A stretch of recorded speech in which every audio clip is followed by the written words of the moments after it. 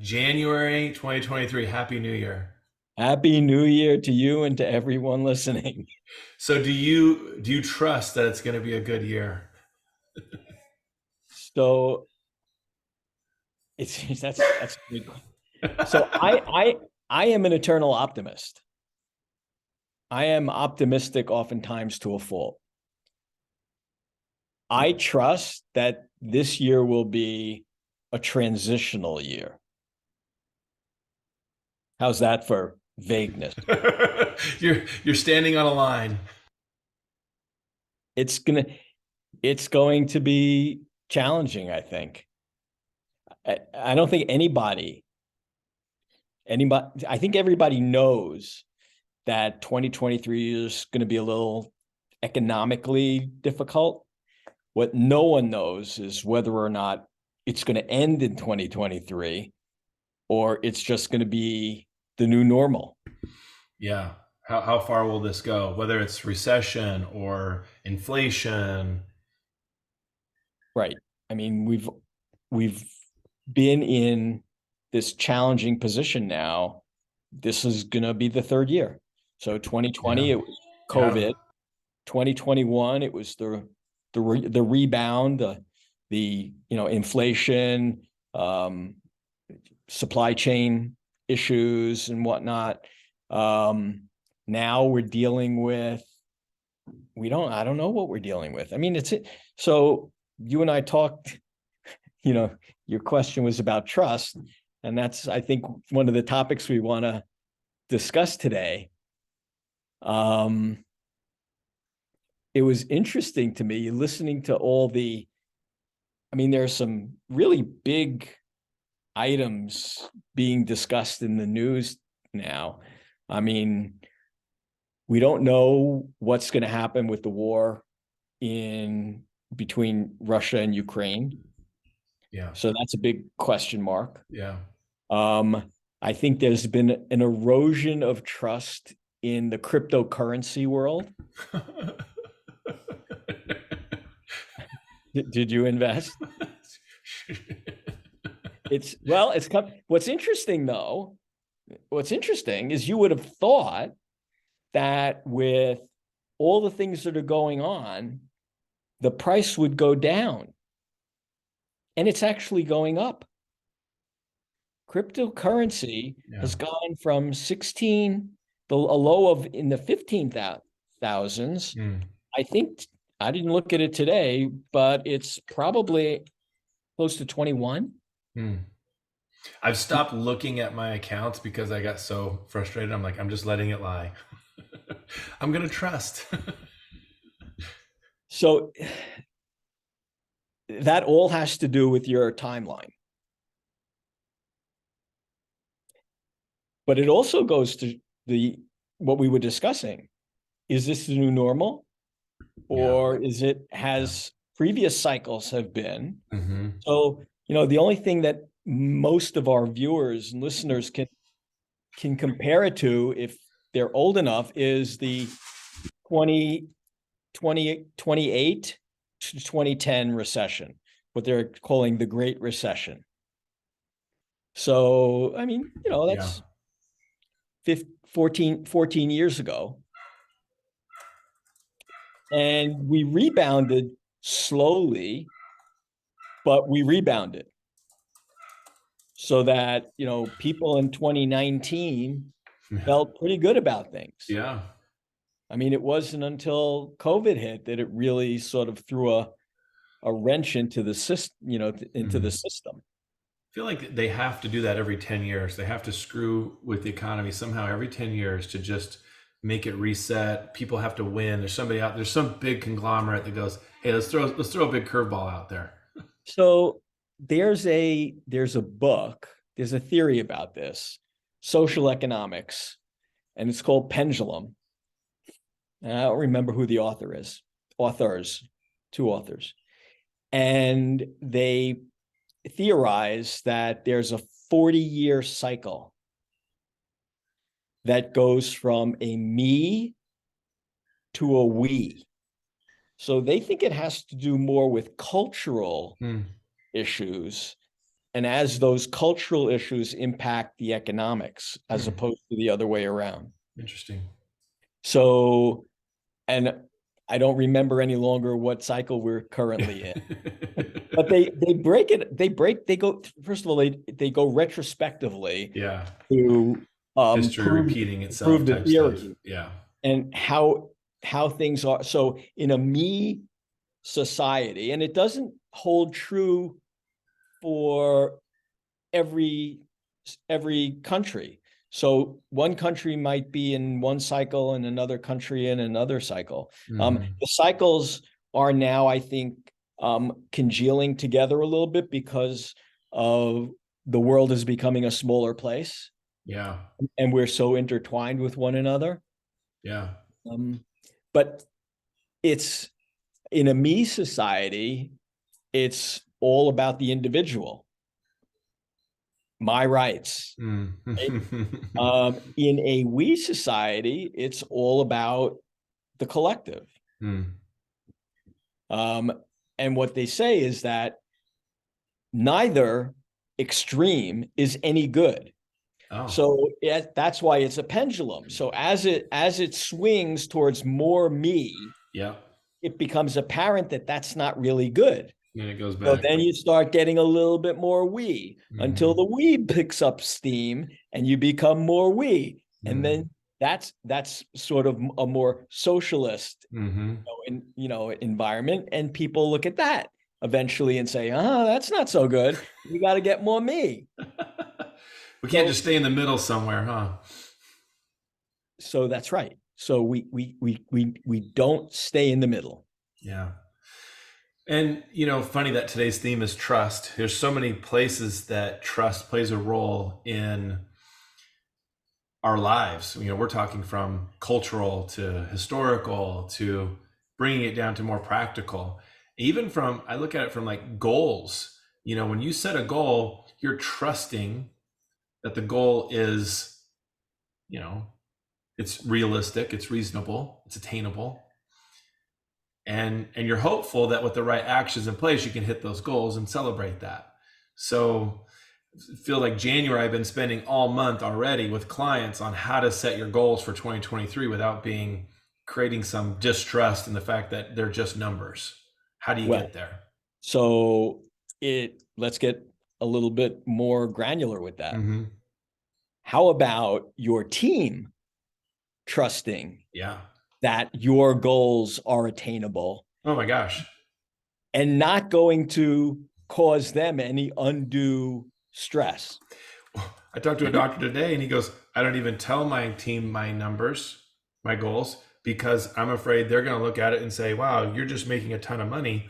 And he's actually struggling, So it's like, well, you have to dive deeper into the numbers and show them, educate them, give them an MBA in how a dental office is run and share with them what overhead is and inflation and all that. And talk about, we need to get to a place of just breaking even to get to a goal and then have a super goal. Right. That way they trust the numbers. Right. So I'm not a big fan of bonuses unless those bonuses are tied into profit. And I had this conversation this morning with a client so, I have different ways of dealing with clients. Yeah. Sometimes I coach the team. Sometimes I coach the doc. Sometimes I coach the whole. So, and this particular client, I have a separate session of coaching the doc, and then I have a separate session of coaching her admin team. So every Monday morning, I'm meeting with the admin team. And we were talking about the fact that they trust this doctor. This doctor's on a growth spurt, has been for the past 4 years. I mean, really amazing. And they're normally, so, you and I are big fans of the disc, right? Yeah. So what would you say is the most common disc profile for our teams? So doctors to me are left brain analytical scientists undergrad. So to me, I typically see C personality types, D personality types. Opposites have a tendency to attract. And so I see a lot of S personality types on teams, very steady, people oriented, friendly, with some I peppered in there. Yeah. So I've done some research on this Yeah. actually. So actually, most dentists, 54%, I think, fall into the SC category. Yeah. Yeah. S is a And huge category. Yeah. and but a higher percent of dental teams fall into the SI Mhm. categories. Yeah. Makes sense. That So you sounds would about right think, to me. so Yeah. it's interesting. You would think that, so eyes, for everybody who doesn't know, eyes are more about relationships. Hmm. Um, Extroverts. yeah. And you would think that someone who's going into dentistry would be into people. No, into science and Exactly. structure, almost like engineering. You're in, yeah, you're into quality control, Hmm. right? You Hmm. want to make sure that margin, that contact is absolutely perfect. Yeah. Um, the highest eyes in most dental practices, by the way, are not what you would think they would be. They are not your front desk people. They're your hygienists. Hmm. People love them. The hygienists love talking to their patients, Hmm. Yeah. right? They Yeah. enjoy that interactions. Um, so anyway, the so one of the women in the admin team is a is a D. Hmm. The other person is a high C. And we were talking that one of the reasons that this doctor has been able to be as successful as she is that, and she's a great communicator. Mm. As a matter of fact, I just got off her beginning of the year team Hmm. meeting, and she was telling everybody what she was going to be doing. Hmm. And she was asking for their input. Hmm. And what she was doing is she was making deposits in the trust bank. Hmm. Emotional deposits. Yeah.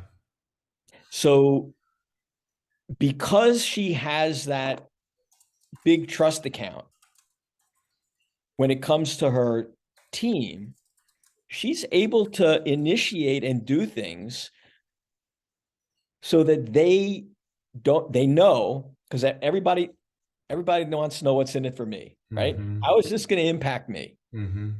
So they know that she's looking out for them. They Hmm. know that she wants to make sure that they're safe and secure, and their job is not in jeopardy, and their income is okay. Um, and they trust her Yeah. because of her ability to communicate. Yeah. She was able to communicate with them that, hey, this is where we're going, these are our numbers, and not freak the team out because she's built enough trust there with them to convey that Yeah, in a healthy and way. yeah, and I'm not I never liked discussing numbers unless they were in context. Hmm. So the biggest context is, how many people does that allow us to help? Mm. Because ultimately, that's the business we're in. We're in the helping people business. Yes, getting them healthy. One of our clients has I deal a lot with docs who do dental sleep medicine and TMJ. So they don't see the numbers of patients that a Volume. general dentist would Yeah. see. Yeah. So, I mean, a good, a really, really uh, big sleep practice will probably see about 50, 40 to 50 new patients a month. Mm. Um, and seat 40 to 50 sleep appliances. Wow. That's big. That's a Yeah. lot of that's really big. Yeah. And we have a couple of clients who do that. Wow. Um, they write everyone's name who they've whose sleep they've helped, Mm. and they have it all over their staff room. Hmm.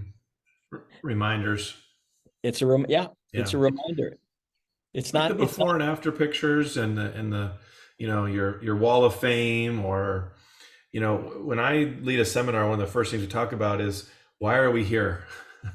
What's the purpose of all this? To get results. And what are the results? To get people healthier, and to get people healthier as fast as possible. More dentistry per visit. That's the goal. They're not going to do that if they don't trust you. so when it comes to the docs, I ask a different question. I ask what they want. Mm-hmm. Because also, so often I find that docs really don't know what they want. They don't know how much money they make. Yeah. I'm not talking, docs know one number. They know the gross. They know how much money they've collected in the year. You ask most docs, they know that number. But if you ask them how much money they took home, Yeah. they don't know. Yeah. Every one of our employees knows. Yeah. I'm making $28 an hour. Yeah. My weekly salary is this, and over the year I made this much money. Your doctors don't know it. So we had to sit down with our docs and say, okay, what do you want? What do you want to take home? I mean, what are you doing now? And where do you want to go? Mm-hmm. So it's a it's it's interesting because I think COVID in the past 2 years has sort of been a filter.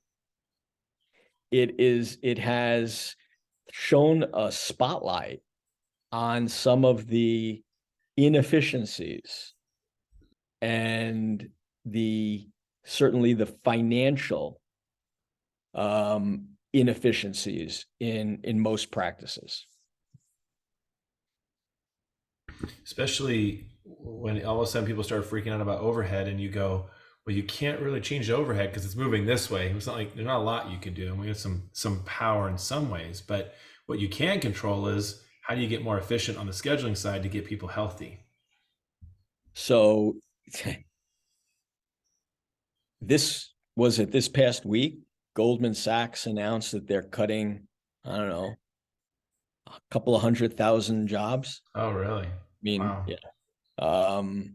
Apple's been cutting jobs, Google's cutting jobs. A lot of the high tech companies are cutting jobs because in corporate America, that's how you cut your overhead.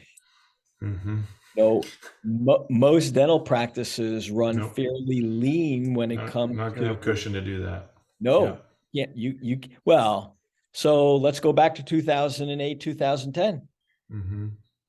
What did most general dentists do in response to the recession? They let their hygienists go Mm.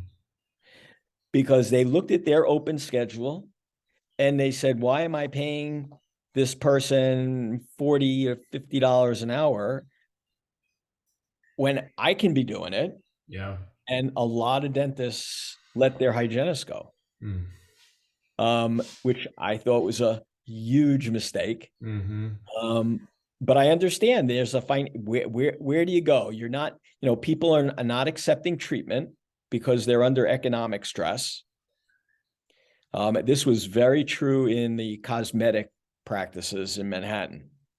I mean, cosmetic practices in Manhattan were down somewhere between 25 and 30% over that period of time. That's an economic reality that's a little tough to deal with. So they let hygienists go. Not a smart move. Well, and especially talking about trust, how does your team continue to trust you moving Um, forward, right? that's right. That's right. So and that's another issue with staff turnover. You have a high staff turnover. What does that do? What does that do to your trust account? What does it do to the trust that your patients have? Right. Now, I don't want to give people license to keep bad team members Hmm. because Hmm. I know that is some of the thought process that goes on. What are people going to think? But it's also it points to the importance of hiring properly, Sure. And onboarding properly. right? Gallup shows 88% of employees believe that their company does not onboard properly. That first 90 days becomes very challenging. Look, I I don't think any new employee comes in unenthusiastic about their new job. Oh my gosh. Yeah. They're ready to go. They're excited. They took the Yep. job. Right. All we can do is screw it up. And oftentimes we do. Sounds like it. Yeah, there was a good who was it? There were a couple of really good onboarding um strategies. I didn't I didn't prepare, but there are a couple of really good onboarding strategies that some big companies have. Um I once wrote a piece on it. Um that's somebody who comes in new basically is responsible for coming in and giving gifts to all the other employees. I mean, they give them the gift to give out, but they go give out gifts to all the Oh, other employees. oh, that's cool. Yeah, it's ingratiate the new employee in the Good minds of team the building. existing. Yeah, good team building there. Yeah. Yeah, so just a couple of things we're talking about, that I'm thinking of. We're in the tooth industry, sure, but we're in the relationship business. And you can't build relationships without trust. So how good are you at building trust? And it's an enigma. How do you figure out because otherwise you could figure out how to manipulate trust, right? And that doesn't feel good. So how do you build trust? I think it's credibility. I think it's believability. I think it's your ability to get people to like you. DISC we talked about. And you have to have good people skills. It can't just be about the function of the tooth because people don't know how to evaluate that. They know how they made you feel. That's it. And do they feel like they could trust you? So let's talk about trust with patients. What are some things that you see people? Let's start with what do people do that break trust first with patients? What are some things that, okay, this is a no-go. You can't be doing this. So I think it actually starts with trying to diagnose what someone's trust level is coming in to the practice. And Mm, it's one of the reasons that I love trust-based marketing. mm, So when I discuss trust-based marketing, it's marketing that's done using existing patients mm-hmm, to reach out. mm-hmm, So it's in current patient referrals. It's other trusted referral sources. So, I built my entire practice on physician referrals, which I love. mm, That's to me the real secret sauce. mm-hmm, And even if you're doing external marketing, you want to build trust by somehow communicating your authority and through very pointed testimonials. I was just talking about it this past week in our mastermind group. So Google reviews are great. mm-hmm, And all the studies show that, I don't know, usually high percentage of people rely on Google reviews before they buy from somebody. mm-hmm, But when it comes to dentistry, the question that most people have is, am I in the right place? mm-hmm, Can I trust this person to do exactly what I need to have mm-hmm. done? So the more specific you can get with what that person's issue is, if you can get a testimonial from someone who had the same issue and you resolved that issue, that will resound with that patient. That will make that patient trust you so much more, so that when you come in, when that patient finally comes into the office, their trust level is already relatively high. Yeah. They're not zero, zero, zero times, zero relationship, zero trust. Right. Yeah. So we basically we call that trust pre-framing. Mm-hmm. It's what happens before they get in Mm-hmm. that we can then build on. And all we need to say when they come in is everything that's done is communicating you're in the right place. Yeah. We work with one of my, good friends and co-presenters is Dr. Ted Morgan from up in Maine. He wrote an article for Dental Economics years ago and really, really adheres to this, is just about trust curve and how do you build trust through time and relationship, right? If he did this whole curve thing, trust going up and relationship time going here, patients come in at zero, zero, zero trust, zero time, zero relationship with you. That means something didn't happen before they came in to help you improve their trust, because most patients should come in with some level of trust with you. Maybe it's your new patient phone call. Did that put you at negative trust? Did that put you at positive trust? And then it just continues from there, right?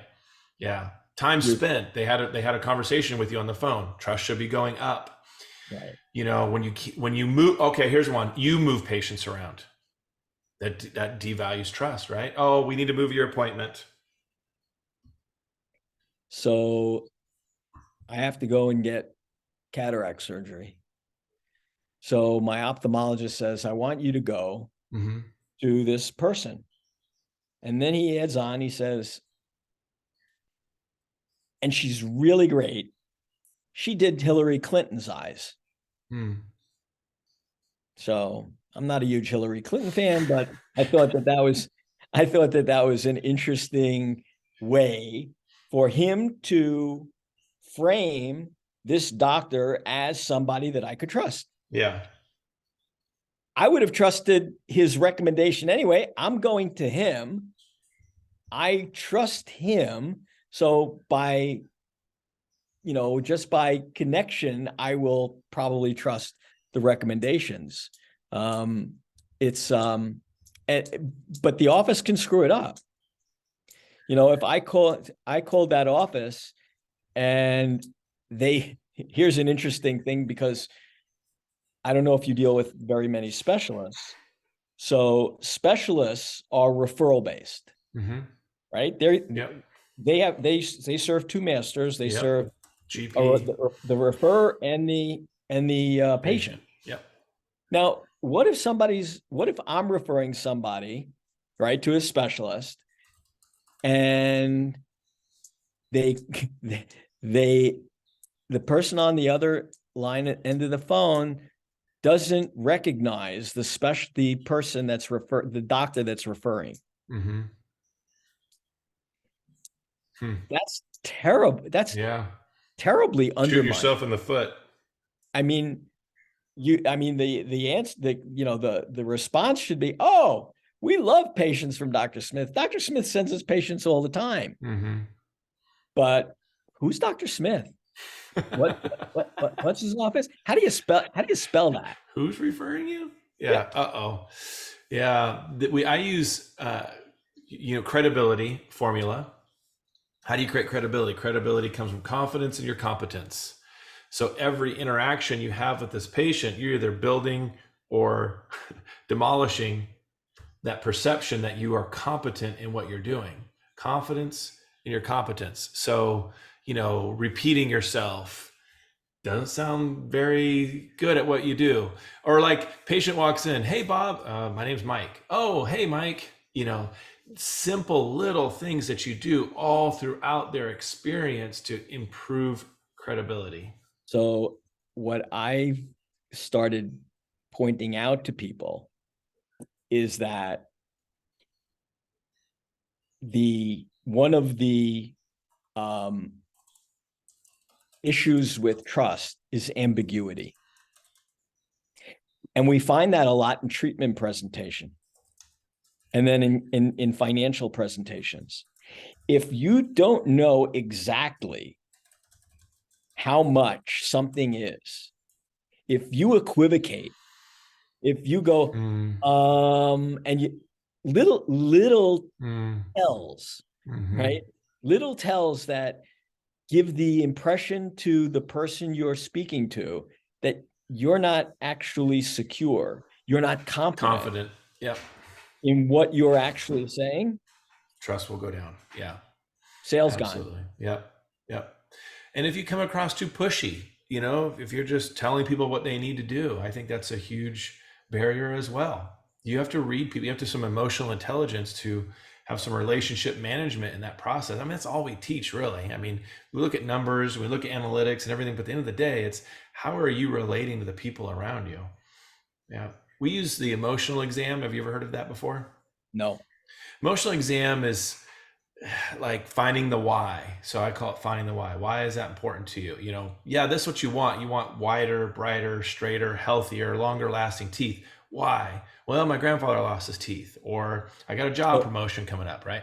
so we call it something else. So, Okay, perfect. so we actually call it discovering the patient's why. Yeah, that's it. Yeah, discovering their why. So it's an emotional exam. People buy with emotion, justify with logic. So Right. and people buy for their reasons, not your reasons. What are their emotional reasons? And so when that patient reveals that to you, trust is being built. As long as that is referenced in every single aspect of the practice. So if you don't tie the financial, so if you know what that emotional trigger is, Yeah. and that emotional trigger is not utilized when you're talking about how you're going to pay for the procedure, Mm. you've lost trust. No disconnect. I mean, That's there's right. disconnect. Yeah. Right. Right. So so what we do is we urge our clients to actually patient's why is Yep. put right on the top of the chart. Everybody's using it. Everybody's using it. Yeah. Hygienists are using it. They're using it for recall. Yep. All right. I mean, I don't Yep. want to lose my teeth. Yep. My grandmother kept her teeth in the jar. I don't want to be that. Yep. Hygiene visit is important then. Financial Exactly. arrangements are important then. Yeah. And what it and that reduces financial friction. Yeah, because you're building trust and rapport. You're connecting with them on an emotional level, a relationship level, and they'll be more likely to figure out how are they going to pay for it when you're on that level with them. And that becomes a lot more important in 2023 Mm-hmm. because financial friction is going up. Yeah. Outside financial friction. So be interesting to see how 23 goes. Yeah. You're making me think here. Dentistry is not a commodity. And what happens is when patients say, hey, how much is something? And you engage, you don't have any relationship with them, and you engage in a conversation about how much something is, you don't know how to navigate that well, whether it's on the phone or chairside or anything, any place in the practice. If you engage in it too soon without trust and rapport, your relationship with them is completely transactional. It's not relational. Well, because you're making it into a commodity. That's right. You turn So it into that when you engage in that. and Yeah. so that look, insurance and government are pushing us to be commodities. Mm-hmm. Yeah. And and that is a trend that is increasing. Yeah. Because if they can commoditize what's being done, they can reduce the cost. But that I think that's the entire battle in dental practice Yeah. is how to avoid being seen as a commodity. Yep. Yep.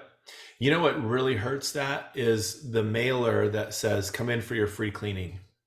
Oh, Because people just come in for the free cleaning and then they leave. And they just keep waiting for the next free cleaning offer. And they keep going to that office, then that office, then out. And they're just hoping that they keep playing the free game. It's like these coupon so shoppers. that was the Groupon Yeah. debacle, Yeah. right? There's no one I know that made money participating with Groupon. Oh, man. I mean, the whole idea of loss leaders Mm-hmm. just doesn't make any Backfired. sense. Yeah, because A new patient is a lost leader to begin with. If you can't develop a relationship with them to keep them in, great. And here's the deal. Why do you need to make special offers to people to bribe them to come into your practice? Why? Go back to the very beginning of this conversation. Why don't you have the Google reviews, the testimonials, the raving fans out there saying, I trust my dentist so much, you should go see them? I have a client who refuses to use my system of asking for referrals. He says, we will never, ever ask for referrals. Hold on, this is crazy. However, everything we do will exude, you should send your people to us without us ever having to ask. Okay. He spends $0 on marketing and he gets 45 new patients a month. It's a 2-doctor practice.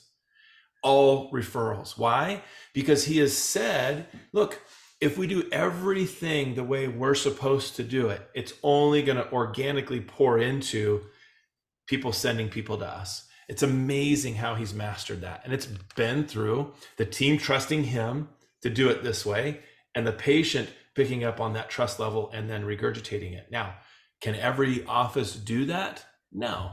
So I think that's an outlier. It is. It's crazy, right? I believe that people do not think, and I've had this conversation with patients. Patients do not think it's their responsibility to refer. They don't even know they should do it. Right. And not only that, but there are so many barriers. They think you're too busy. They think I'm waiting in the waiting room. There's too many cars in the parking lot. Yep. Right. You must not be taking new patients. That's why people on the phone, our people answer the phone. And when I ask them, what do you hear new patients say? They say things like, are you taking new patients? What? Why would they ask that question unless they believe this? Exactly. Yeah. So we actually asked for new patients. I completely agree. I mean, all 78 of my 79 clients ask for referrals. There's this one outlier, right? Yeah. And it's obviously working well for them. But I don't think that's I don't think that's realistic for most. Yeah. No, it's not. But here's the thing.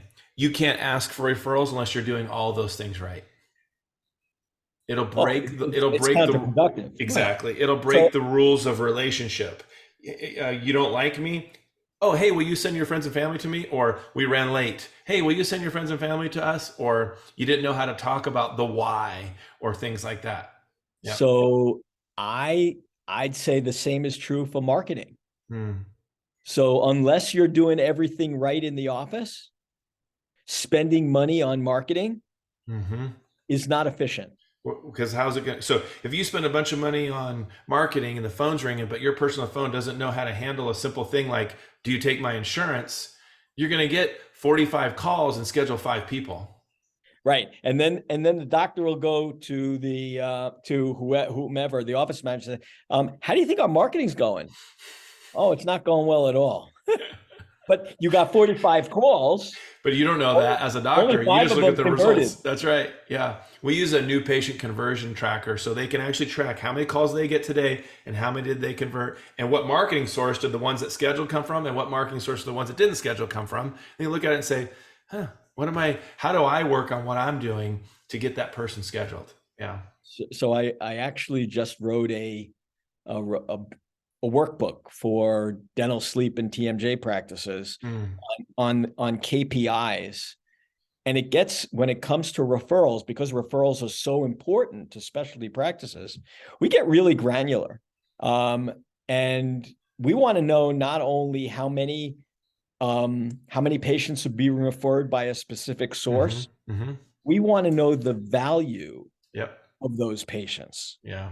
All right. So we want, if Dr. Smith is sending me patients that are worth, $5,000 and Dr. Jones is sending me twice as many patients, but they're only worth $1,000. What's the treatment plan value? Yeah. Where are you going to spend more of your money on marketing and energy and resources? Right. And what maybe there's something that Dr. Smith is saying that's different from Dr. Jones. Maybe the pre-framing is off. And we have to have a talk with one of the referrers and say, hey, listen, when you refer somebody to us, thank you for referring. But when you refer somebody to us, I'm curious, what do you say? And we've heard doctors say, you know what? he's great, but he's really expensive. Awesome. Well, Wow, that's great. That's such a good help. well, and so you say, well, why do you think we're expensive? Yeah. Well, because, it costs a lot of money. I said, So you does it know, everywhere. well, no, but do you realize that what we do lasts probably 5 times as long? I mean, I get a kick, insurance companies will pay for a new crown every, what, 5, 6 years, Yeah. right? Yeah. I mean, if I had to redo crowns every 5 to 6 years, I would have shot You, myself. well, you'd be so busy too. Well, I mean, I had crowns that lasted 40 years. Yeah. So what's what's expensive? Yeah. So good. So here's what I want to leave us with. Every system, every interaction that you're having with your team, with your patients, with your referral sources, with your marketing, how are you being perceived from a trust level? How are you How are you, communicating trust? yeah, how are you communicating trust so that when you take a step back and you look at that interaction, was it a positive in the emotional deposit, right? An emotional bank account. And was it building trust? I think that's a good self-evaluation. I think also setting your goals for 2023, looking at your fees with inflation, looking at your overhead and expenses, that's an important thing to be doing right now as well. Anything else you want to add to that, Dr. Yeah, Goldberg? I think, look at your systems and see where you can inject trust into that system or Good. more trust into that system so you Yeah. reduce the friction. Yeah. Beautiful. When it comes to case acceptance, I know you do this as well. What we love getting patients healthier as fast as possible. We'll be doing a May 19th and 20th in Fort Lauderdale, Florida, where we're doing this in 2 days. How do you build trust? How do you build rapport? How do you get the patient to want to move forward with their dentistry? And we'll do that over 2 days at that course. You're welcome to email Heather at allstardentalacademy.com and learn more about that. And man, we would love to see you there. What about you guys? You guys do anything like that this year? You sticking with the coaching part of it? Yeah, so I don't know. So for us to get out is Yeah. so both my wife and I are Yeah. immunocompromised. Yeah. So getting out is, especially with this new Kraken, variant. It's better to do it virtual for you is what you're saying. Yes. Yeah. I wanted so, I teach at Temple University. I direct the course in practice management. And I'm still doing it virtually, but Yeah. the American Academy of Dental Sleep Medicine has its annual meeting in Philadelphia this year. Mm, So I'm thinking of going down and awesome. spending a couple of days. Good. I'll my course will still be going on. So maybe I will give one of I'll give one of the lectures live so they can actually see that Dr. Goldberg is a live human There you being. go. It's not pre-recorded and just running on replay. That's awesome. All right. Well, we'll wrap up the recording here. I'll stop the recording on my end. Thank you guys all for joining us.